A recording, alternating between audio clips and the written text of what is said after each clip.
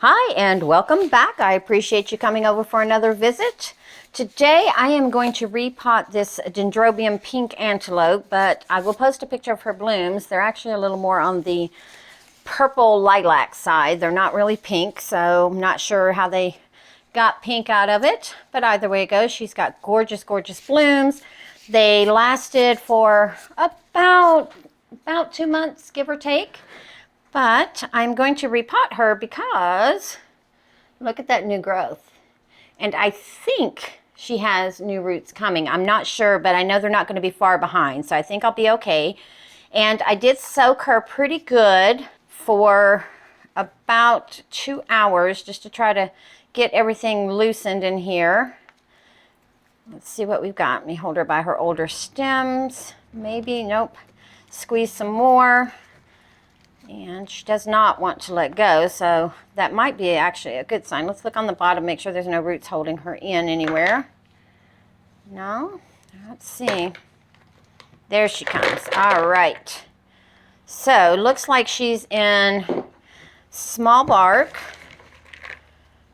Let's show you real quick. So, it looks like she's in small bark here. And I am going to move the camera down so we can kind of look at her root system real quick. All right, so I'm just gonna kind of massage out what I can, being gentle. And I'm leaving the straps on because that'll help me kind of pay attention to where her stuff is. And does not look like a lot of roots need to be coming off of here. So I think I might just leave the media where it is and just do what I can. Let's see. Let me feel some of these roots and see. Because I know all of these are nice.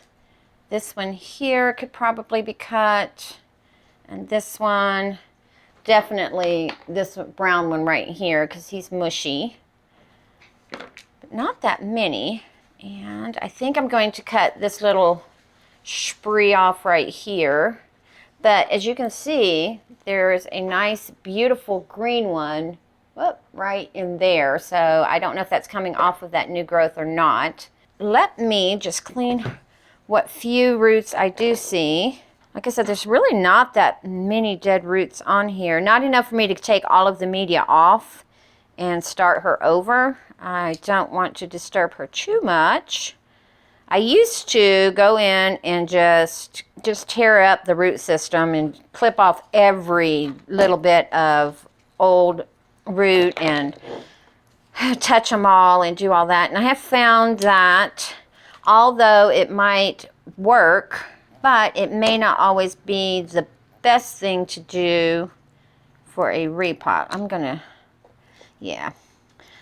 to actually cut that piece of bark off of it. There we go. Okay. Like I said, just a few of them, and once I'm done, I'll be back. Okay, what I've been sitting here contemplating is whether to take off these 2 seedling bulbs because she does have enough storage in these and this new one is going to start root growth here shortly. So to allow her more room in the pot and to leave her in that pot longer, I think I will. Oh, well, that one just came right on off. And we'll just take this one off as well. And if I can, I just like to twist them off. So there we go, and I'm just going to spray real good with hydrogen peroxide because I'm not taking out all of this old bark. So, and I haven't seen any bugs moving around or anything while I've been looking at les roots. But let's just spray her anyway. And doing it this way worked really well for my Oncidium Yellow King. She did not really get too far set back during her repot. And I'm just going to lay you right there. Let me get all this out of the way and I'll show you what I want to pot her in. So originally, I wanted to put her just in this terracotta pot until I realized this terracotta pot, it has a little bit of a glaze on it. I think, let me just... when I tested it earlier, yeah, see on the inside it doesn't absorb any water on the inside, but it will on the outside. So it's not absorbing it too much. But let me just try down here at the bottom. Let's see. Oh, actually after soaking it, it does absorb it. Let me show you. So I'm going to spray it where you can kind of see, and then do you see how quickly it's just taking that water in? Well, hydrogen peroxide in. So I am going to put her in this pot. I already have some pebbles down here at the bottom that I had put because I wanted this, was going to set this pot in there to allow for some airflow, but this is an absorbing pot, so I am going to put my girl in here. Now, and what I'm going to pot her in is large bark, large perlite pieces, and I've got some small bark mixed in with it as well. Let's see if I can just grab a handful. So she'll have a little bit of everything. So the small bark will help hold the moisture in a little bit longer because she did come out of small bark, and the larger bark will allow for aeration. Now, can I put her in here the way I want to without removing all that media? That's the question. No, because if I leave, so here's the cadendrum.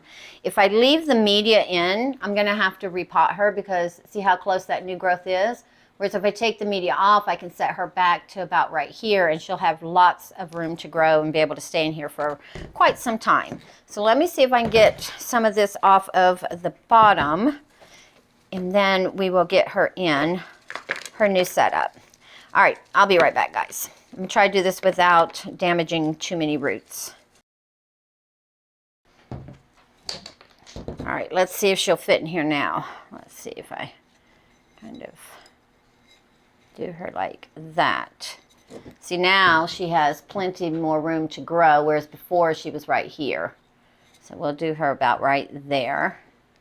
And then I'm going to do low enough in the pot. I want these roots to go down. And you know what? It's a branching root system.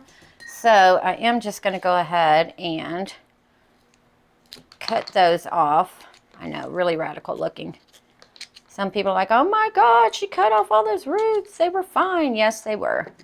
But I need this to go into the media. And I do have my new growth to give me some backup. There we go. Now she's going to fit in there much better. All right, I will get her potted up, and what I'll do first is, I'm not putting any media at the bottom, I'm just going to put some in the back here for this back growth to sit on. A little bit more.